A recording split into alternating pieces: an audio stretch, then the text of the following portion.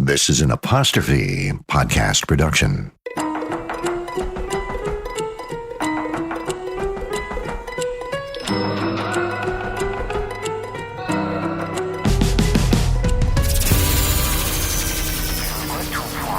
Your application does not fit with the requirements at the present time.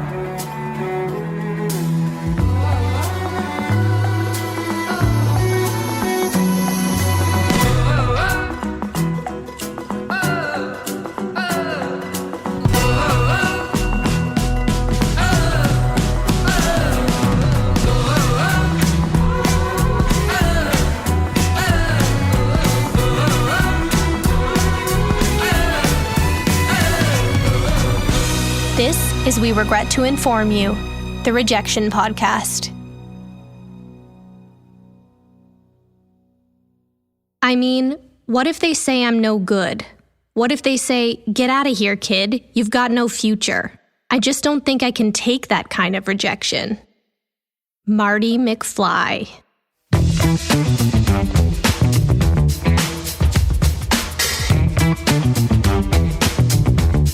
In 1971, two young men named Robert stepped onto campus at the University of Southern California for the first time. It was September in LA, when temperatures still hover in the beach-going range, but the notorious smog and crowds are slightly less oppressive.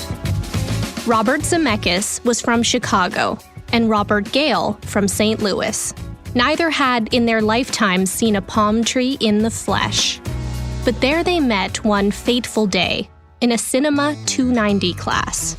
They were two of only a smattering of undergraduate students in a mostly graduate-level film course. So the virtual strangers got talking. It didn't take long to realize they had more in common than just their first names. The Bobs shared an appreciation for lowbrow cinema in a time when highbrow French fusion was in vogue. They worshipped the Three Stooges and Jerry Lewis. They both owned the soundtrack to The Great Escape. They had similarly skeptical parents of their filmmaking aspirations. And they shared a profound love of bad time travel movies. Zemeckis wanted to be a director, and Gale a screenwriter, so the pair decided to join forces. At that time, Zemeckis said USC's School of Cinematic Arts was as lowbrow as his taste in movies, a place where hippies congregated to make student art films that would never see the light of day, let alone a dime. But little did he know, the late 60s, early 70s was a turning point for the program, spawning what would later become known as the USC Mafia. A generation of rebellious filmmakers, including George Lucas, John Milius, John Carpenter, and one day, a pair of Bobs.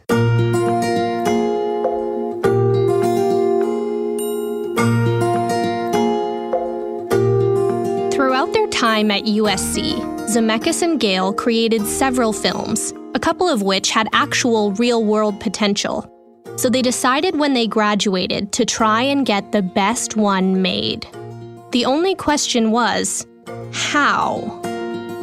One afternoon, an up-and-coming director came to the university campus to do a screening of his directorial debut. He was a USC reject named Steven Spielberg. The film was called The Sugarland Express, and Zemeckis was quite taken by it. So after the screening, he approached Spielberg and asked if he'd consider taking a look at one of he and Gale's student films. Spielberg was happy to. It was only 14 minutes long, but he totally got it, and the two decided to keep in touch. The rumor around campus was that after Spielberg graduated from California State, he started hanging out around Universal Studios so often that people eventually just assumed that he worked there. And he was brought on as a director in television, before eventually moving on to film. So Zemeckis said, "Good enough for me," and promptly made his way over to the Universal lot to loiter. As author Cassine Gaines tells the story in his book, We Don't Need Roads, the making of the Back to the Future trilogy. While Zemeckis wandered the halls, he kept his ears peeled for opportunities. Anything that would allow a green writer-director duo to cut their teeth. And eventually, he overheard that Universal Television's series, Kolchak, The Night Stalker, which was destined to become a cult classic, wasn't renewed for a second season. It was in the bottom of the ratings, and its existing writers were jumping ship to pursue more promising projects. That left a vacancy in the writers' room for the remainder of the season. So Zemeckis reported the intel to his partner, Bob Gale. The two decided to write a spec script for the science fiction series. And to their utter amazement, Universal bought it. It was a massive win. Clearly, Spielberg's fabled method had legs.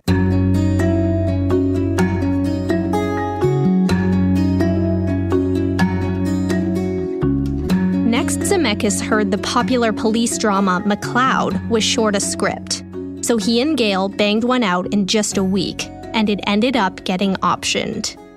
Then a different police show called Get Christie Love, a series Gale later said was one of the worst shows ever conceived, also needed a script. Enter the Bobs. They were on a roll. That's when Universal offered them something budding filmmakers only dream of: a 7-year contract to write television with salaries of $50,000 a year. In 1975, $50,000 was a lot of money, the equivalent of over $200,000 US today. So Gale and Zemeckis enthusiastically said, "No thanks." The pair were surviving on sporadic checks and Big Macs. $50,000 a year would have solved all their problems. Except they looked at each other and said, "We don't really want to write for television." If you listen to our 4th episode titled Rejecting Pretty Woman, you might remember the lesson screenwriter J.F. Lawton learned in the earliest days of his career. The Hollywood hierarchy at the time was not like it is today. Television writers were below film writers on the food chain. Even an unproduced movie writer held rank over a TV writer. Gale said they'd met other television writers who were exhausted, grinding out scripts at such a rate they were burned out, without much room to move up. Television was an easy trap to fall into, and they didn't want to be pigeonholed. Gale's father said turning down a steady paycheck like that, barely out of their cap and gown, was, quote, the stupidest decision on the planet. But to Zemeckis and Gale, it was a no-brainer. They were young, they weren't married, didn't have kids or mortgages, and Gale later said they luckily weren't addicted to any expensive substances. They didn't need the security of a 7-year contract, but they did need representation. So, they flashed their rejected job offer around town as proof they were the real deal and landed themselves an agent. The first order of business was to write a movie script.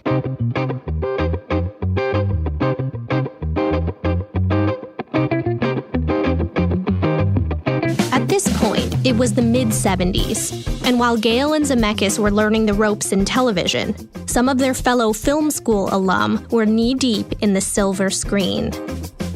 John Milius was a writer on Evel Knievel and Dirty Harry, and just a few years away from an Academy Award nomination for his 1979 film, Apocalypse Now.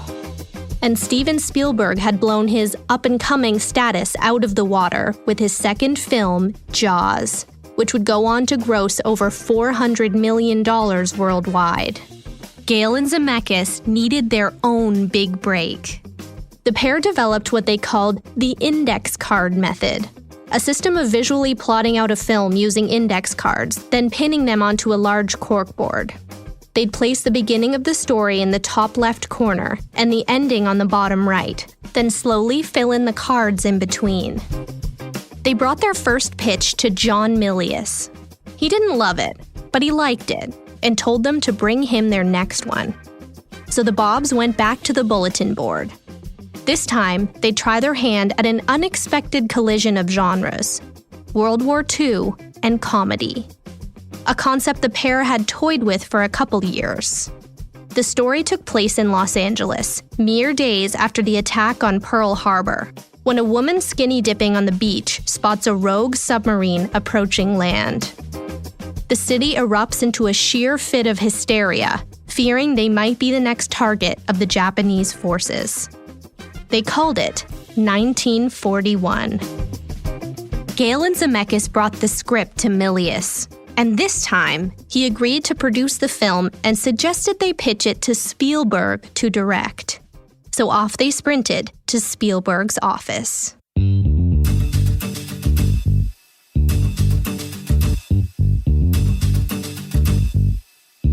Steven Spielberg's latest film, Close Encounters of the Third Kind, was about to premiere and rake in a cool $280 million at the box office. He was in no position to take on pity scripts, but when newbies Gale and Zemeckis, with the support of John Milius, pitched him the script, he loved it and decided 1941 would become his next great film. Universal Studios greenlit the movie, and Gale and Zemeckis couldn't believe their luck. While their friends were out drinking and meeting girls, the 27-year-olds were hanging around a major movie set, watching John Belushi and Dan Aykroyd speak their dialogue. They had penetrated the well-guarded gates of Hollywood. It was a thrill to be on the inside. 1941 wouldn't be released for a year and a half, and in the meantime, Gale and Zemeckis were free to work on their next movie idea. One night, the two Bobs were sitting in Gale's apartment, and they decided to throw on the Meet the Beatles record. When Gale picked up the album, he turned it over, and on the back was the story of Beatlemania. He looked at Zemeckis and said, "What if we wrote and directed a fun story about a group of girls waiting in line to see the Beatles in 1964? It was an interesting concept, and one that would let them explore the American graffiti film style they so admired, where an entire movie takes place in a single day. So they pitched a script called I Wanna Hold Your Hand to Warner Brothers. But there were only two problems. Warner Brothers didn't know if they could secure the rights to all the Beatles music they'd need, and they had a strict policy against hiring first-time directors. So the Bobs called up Spielberg, who called up Universal, and told them to read I Wanna Hold Your Hand. Spielberg warned them Zemeckis was a first-time director, but if they liked it, Spielberg would executive produce the film as a vote of confidence. It was a leap of faith for everyone involved, but with that endorsement from one of the hottest directors in Hollywood, the Bobs' second movie went into production.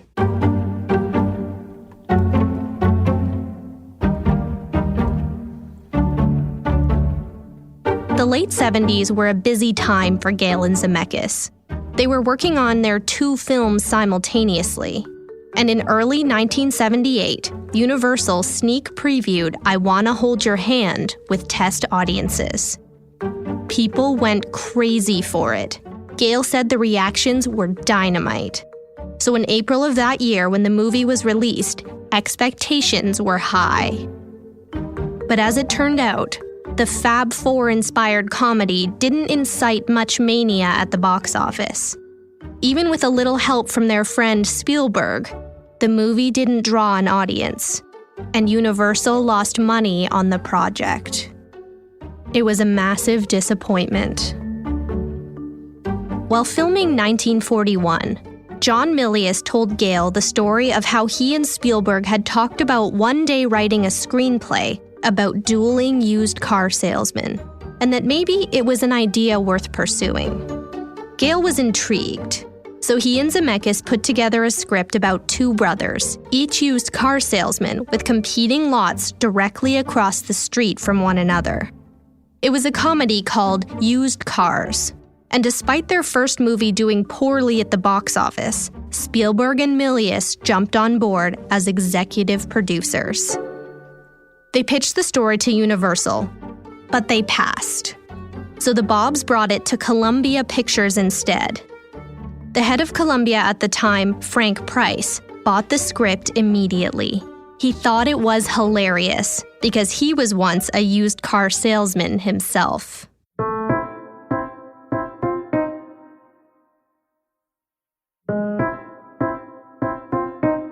In late 1979, 1941 was finally complete.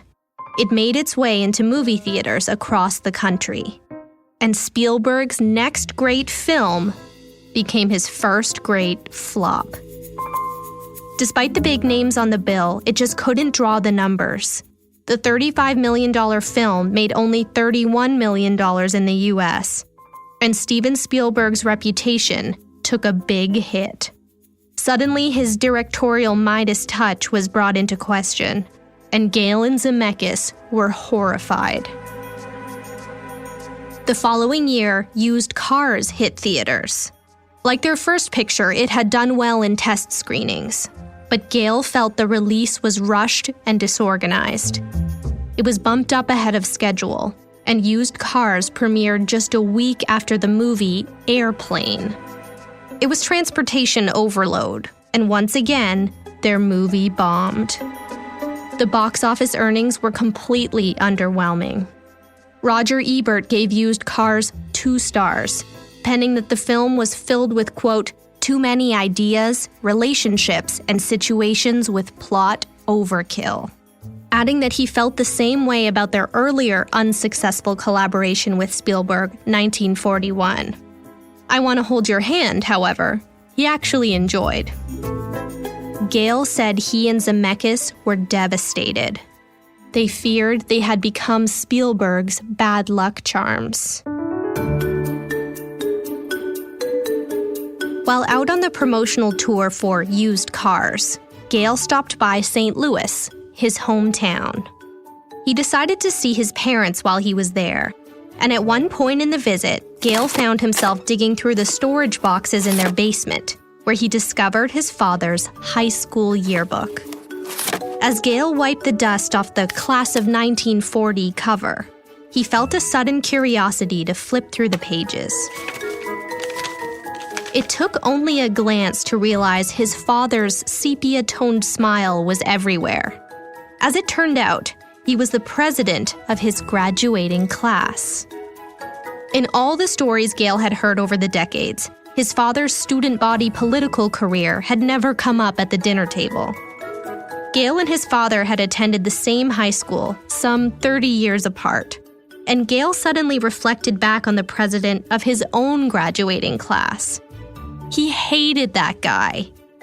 Gale said his class president was the kind of rah-rah school spirit keener he had always despised in school. A real square. Is that what his father was like? Then an even more unpleasant thought crossed his mind. If he and his father had been in the same class at the same time, would they have even been friends? Gale later said it's very human to wonder at some point into adulthood what your parents' lives were like before you came along.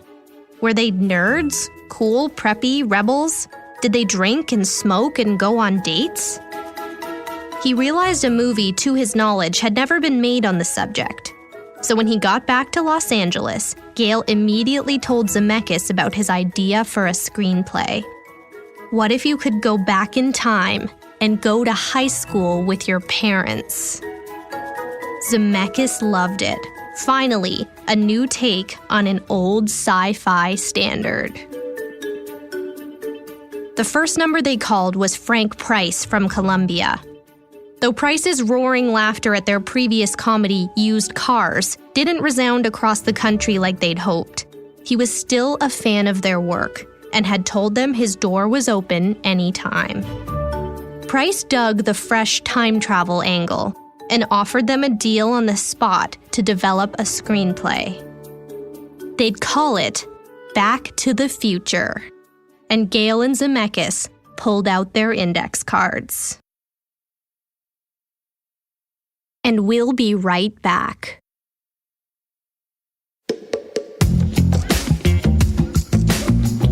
The first Back to the Future index card said that their main character, Marty, would travel back in time. The last one said that, well, he would travel back to the future. Now they just had to connect the dots. They thought it would be cool if Marty could invent rock and roll, but they'd have to establish his skills as a musician. So they added a card before he went back in time that said he played the guitar in a band. They wanted a reason for Marty to inadvertently invent skateboarding. There would be a wacky Professor Brown with a pet chimpanzee and a time-traveling refrigerator. The task for Marty would be to make sure his parents got together before heading back to the future, or his very existence would be in jeopardy. And they'd have to explain, in relative detail, how the time travel part actually occurred. Though it sounds like a fun exercise, Zemeckis said it was an immense amount of very hard, back-breaking work. There was nothing enjoyable about putting that complex story together. Connecting all those dots and closing any loopholes was a feat. Gale typed every scene on the typewriter he'd bought his freshman year of college. And after 5 months of self-imposed torture, they had completed their screenplay. The Bobs walked the script over to Frank Price and dropped it on his desk. But Price was disappointed. He had hoped they'd lean into the, quote, raunchy comedy style of Used Cars. As author Cassine Gaines put it, what they gave him was a quaint movie about a kid trying to fix up his parents. Price decided not to greenlight the movie, and instead put it into what's called turnaround, Hollywood jargon for opening up the rights of a script to other studios for purchase. So Gale and Zemeckis were saddled with the dreaded task of shopping their rejected script around town.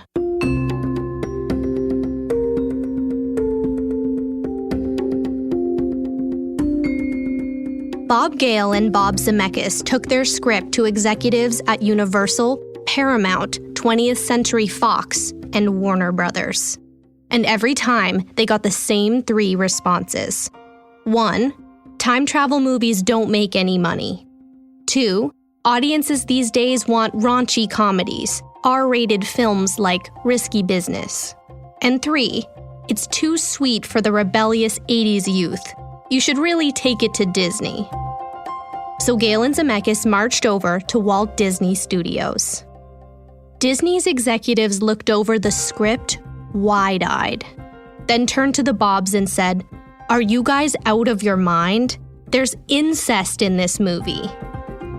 The scene they were referring to is when Marty has traveled back to the 50s and his 18-year-old mother starts to fall for him, even trying to kiss him in the car before the school dance.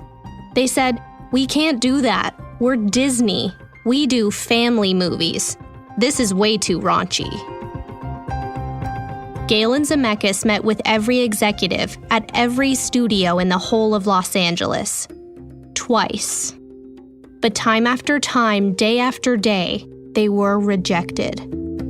No one wanted the time travel script that was somehow too sweet and yet too raunchy at the same time. Eventually, they stopped to count, and their script had received over 40 rejections. Gale said nobody wanted to make their movie. Nobody. He remembered being back at USC in the early 70s, when 10-time Oscar-nominated director John Huston came to screen The Man Who Would Be King on campus. He told the class he'd been trying to get that movie made since the 40s. And Gale remembered thinking, my God, the amount of focus and resolution you'd have to have not to let go of something over that amount of time. You hear these stories and you hope it doesn't happen to you. But suddenly, he understood where Huston was coming from. They'd exhausted every phone number in their Rolodex multiple times. Except for one. Steven Spielberg. The Bobs knew that Spielberg had been a champion of their work and a great mentor since the day he agreed to look at their student film at USC. He had believed in their talent through not one, not two, but 3 collaborations that flopped. Gale and Zemeckis had reservations about approaching Spielberg this time, not because he might say no, but because he'd probably say yes. he'd probably totally get it. And if this one flopped too, they'd find themselves the undisputed common denominator of Spielberg's only 4 financial failures. They'd never dig themselves out of that hole. They were even getting superstitious about it.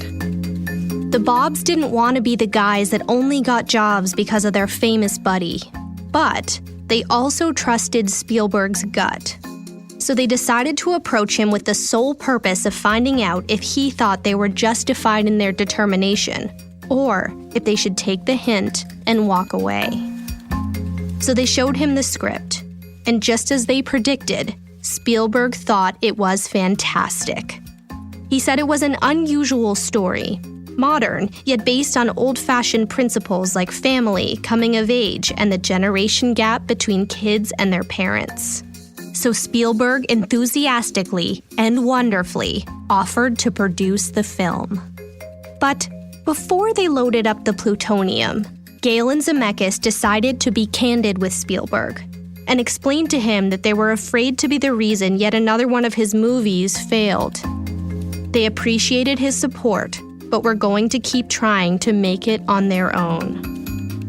Spielberg understood and graciously stepped back. At the very least, they got validation from their most esteemed colleague that they weren't crazy. Back to the Future was worth fighting for.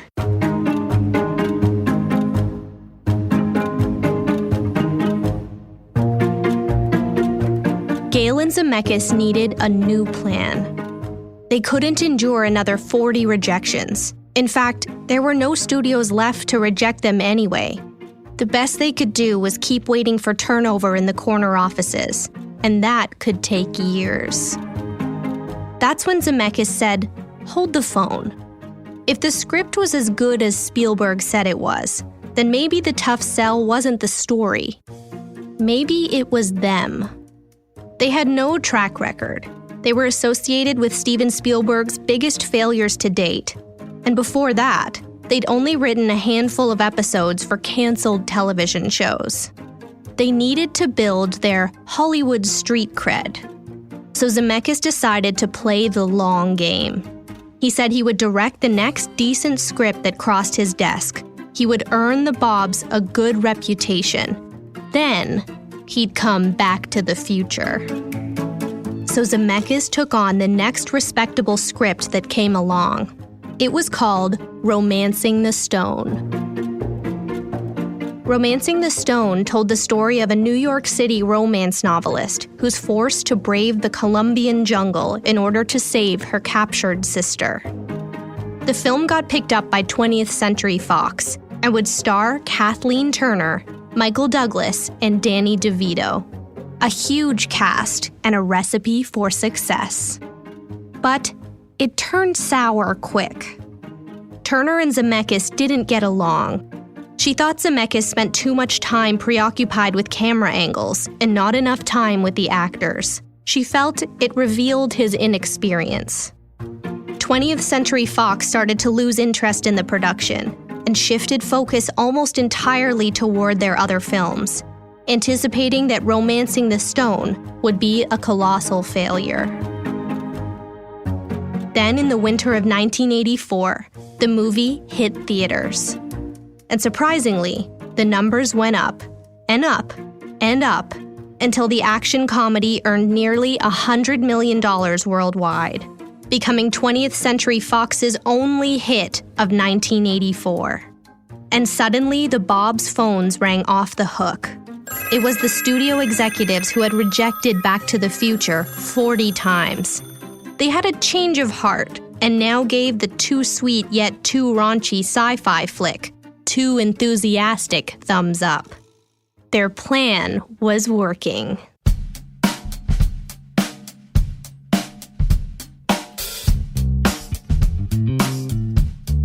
With the whole industry wanting to be Bob Zemeckis' new best friend, it might have been tempting to lean in, but he swiftly rejected every offer in favor of his old friend, the only one who had believed in him in the first place, Mr. Steven Spielberg.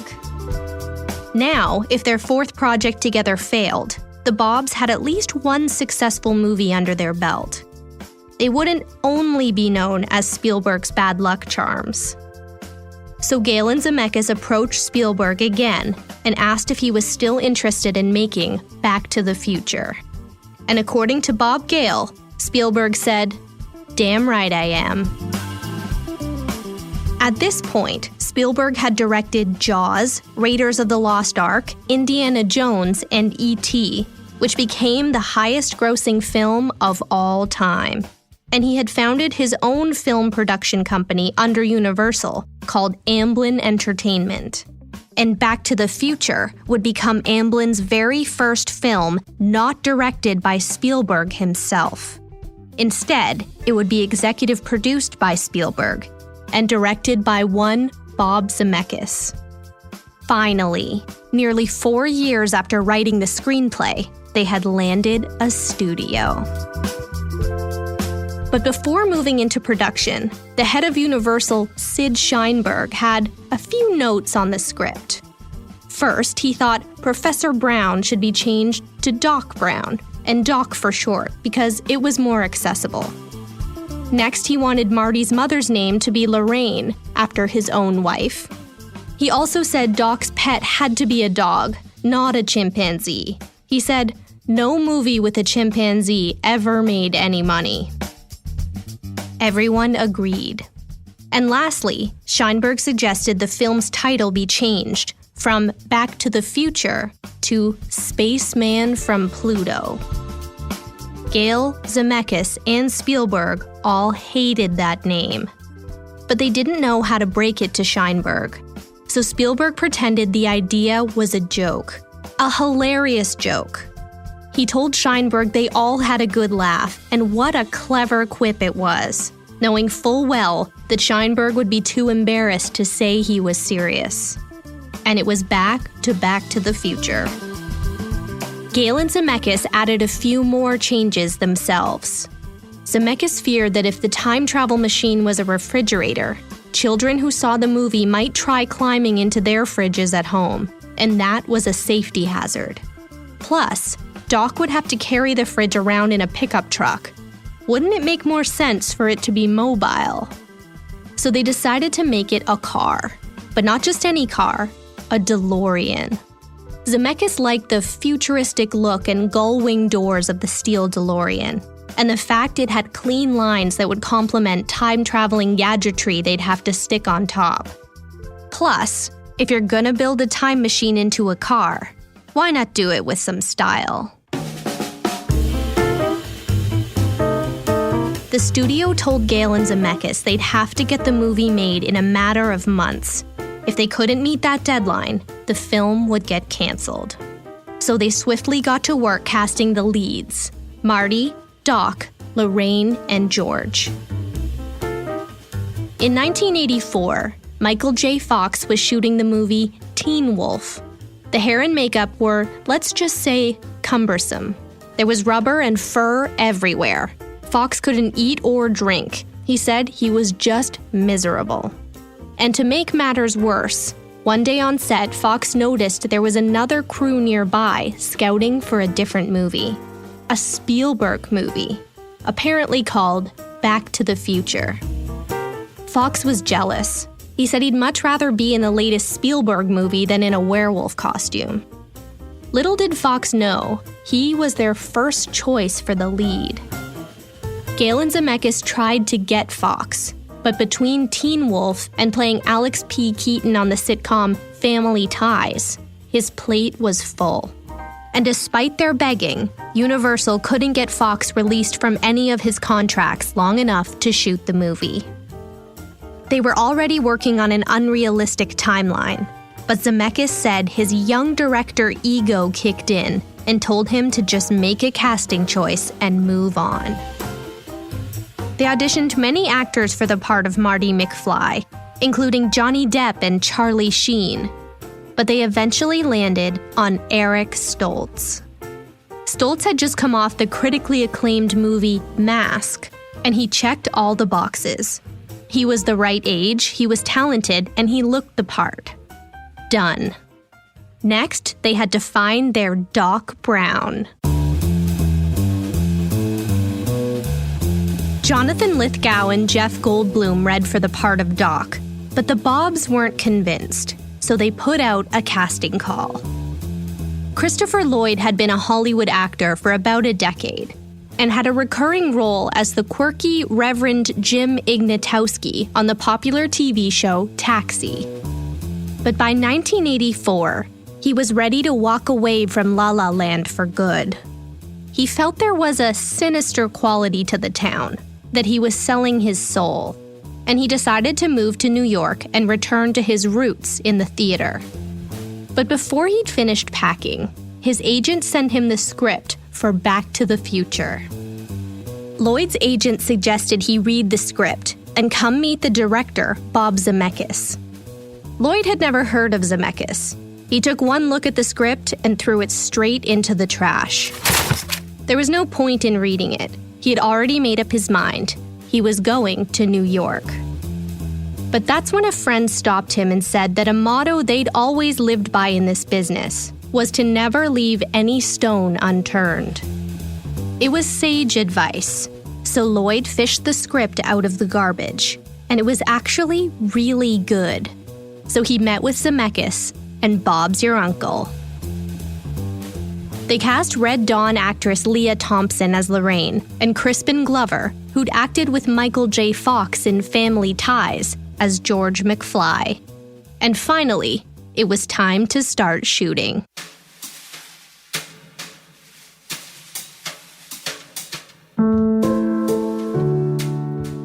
Five weeks into shooting, something didn't feel right.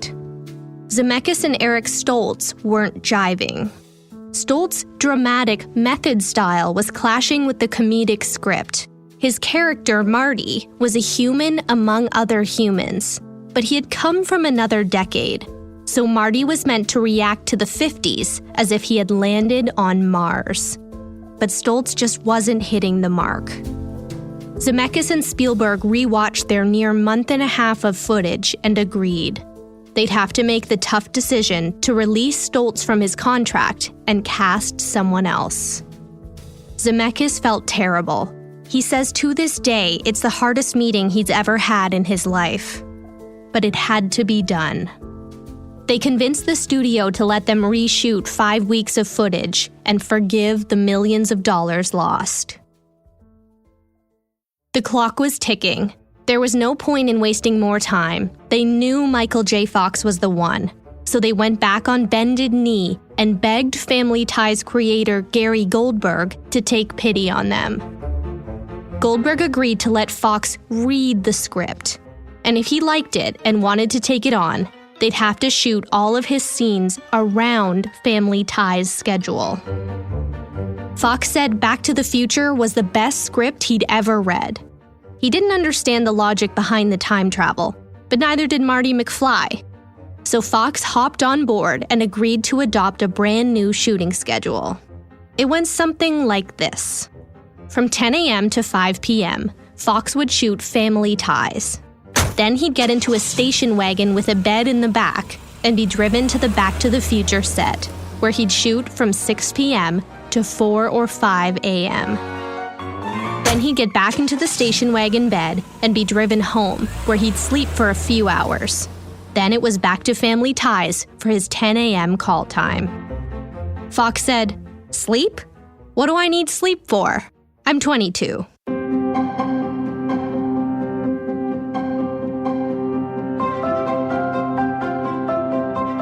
Back to the Future was scheduled to hit theaters in August of 1985. But when they ran preliminary test screenings, audiences went crazy for the movie. So Universal decided to bump up the already lightning-fast production to a 4th of July weekend release instead. That way, they'd draw the summer moviegoers. When he was later asked if losing that month had any major repercussions, Gale said it didn't give them enough time to nail the special effects on Marty's disappearing hand in the dance scene. But it came to the point where he had to say, "You know what? It's good enough." Just 9 weeks after the production wrapped, Back to the Future was locked and loaded. But Gale wasn't sure if they'd even make their money back on the film. They'd had successful test screenings before with I Wanna Hold Your Hand and Used Cars, and always wound up disappointed and embarrassed. But on July 3rd, 1985, Back to the Future premiered, and it came in at the top of the box office. The next weekend, it did even better, until it reached number 1 for 11 weeks straight. The film became the top-performing blockbuster of 1985, beating Rambo, The Breakfast Club, and The Goonies. Gale and Zemeckis couldn't believe it. They weren't Spielberg's bad luck charms after all. Maybe he was their good luck charm. And 35 years later, 5 years beyond the time Doc set the DeLorean dial at the end of the movie, Back to the Future still tugs on the heartstrings of people born in the 50s, 80s, and beyond, becoming one of the most beloved cult-status films of all time. In fact, it was selected by the Library of Congress for preservation in the National Film Registry, citing its cultural and historical significance. Gale attributes the film's lasting success to the feeling he had that day he wiped the dust off his father's yearbook. The universal realization that our parents had entire lives before we came into the picture. It's hard to imagine anyone looking at the script for Back to the Future and not immediately jumping on board. It's a story about an unlikely friendship between a rebellious teen and an Einsteinian professor, with a time-traveling DeLorean that, after a plutonium theft gone bad, ends up murdered by Libyan terrorists, sending the teen back to the 50s to save his parents' marriage, otherwise he'd disappear, and in the process accidentally attracting his mother before setting the world right again and traveling back to the future via lightning hitting a clock tower and saving the professor's life. But 40 rejections later, Bob Gale and Bob Zemeckis, with a little help from Steven Spielberg, pushed that DeLorean to the finish line. Because if you put your mind to it, you can accomplish anything.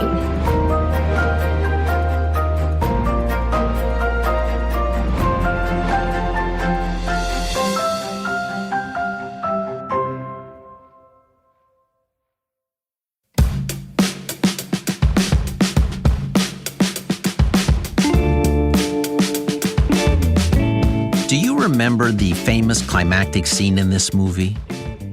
In order for Doc to get Marty McFly back to the future, every element had to align perfectly. Lightning had to strike the clock tower. It had to do so at precisely 10:04 p.m. Marty had to accelerate to exactly 88 miles per hour. The DeLorean had to cross the wires the moment the lightning hit. And Doc had to find a way to untangle the electrical cord seconds before the DeLorean crossed those wires. So many things had to line up to make it all work. In so many ways, it mirrors all the crazy factors that needed to align to get this movie made. First of all, Zemeckis and Gale both say they had to go through all their prior rejections in order to learn. Each rejection taught them a valuable lesson. Bob Gale said they had to go through all their box office failures in order to be prepared to deal with the success of Back to the Future. The script had to be rejected 40 times or it wouldn't have ended up with Steven Spielberg. Bob Zemeckis had to go away and direct Romancing the Stone to gain the necessary credibility to get Back to the Future made. Spielberg had to stay on board and interested over 4 years. Spielberg had to ignore the fact the other 3 projects he did with Zemeckis and Gale were flops. Spielberg had to start his own production company in order to greenlight the movie. Christopher Lloyd had to take the script out of the trash can. Gary Goldberg had to allow Michael J. Fox to read the script. Then Goldberg had to agree to let Fox do the movie at the risk of exhausting the star of his #1 hit sitcom. And Michael J. Fox had to be willing to work around the clock to make it all work. If just one of those elements didn't line up, If just one of those factors couldn't click into place, this movie might never have become a classic, or even happened at all. It took 40 rejections and 4 years for Zemeckis and Gale to realize their dream project, and not one single element was easy. Lily Tomlin once said, "The road to success is always under construction." It's a thought that's worth keeping close to your heart when you're struggling to make something happen. The universe will throw a lot of obstacles in your path because the universe needs to know how fully committed you really are. Because if you can blast through all the rejections and learn from the failures, chances are you'll discover something amazing will happen. You may start out in a used car, but you'll end up in a DeLorean. Never, ever give up.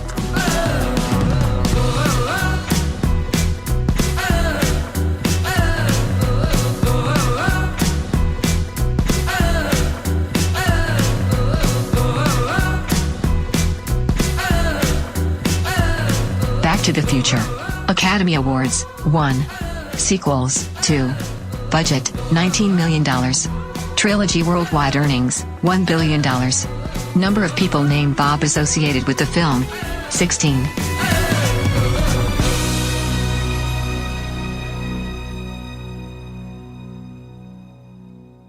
The Rejection podcast is an Apostrophe podcast production and is recorded in an Airstream mobile recording studio. This episode is hosted and written by me, Sydney O'Reilly. Research, Allison Pinches. We regret to inform you that this series is directed by Callie O'Reilly. Engineer, Keith Oman. Producer, Debbie O'Reilly. Theme music by Ian Lefevre and Ari Posner.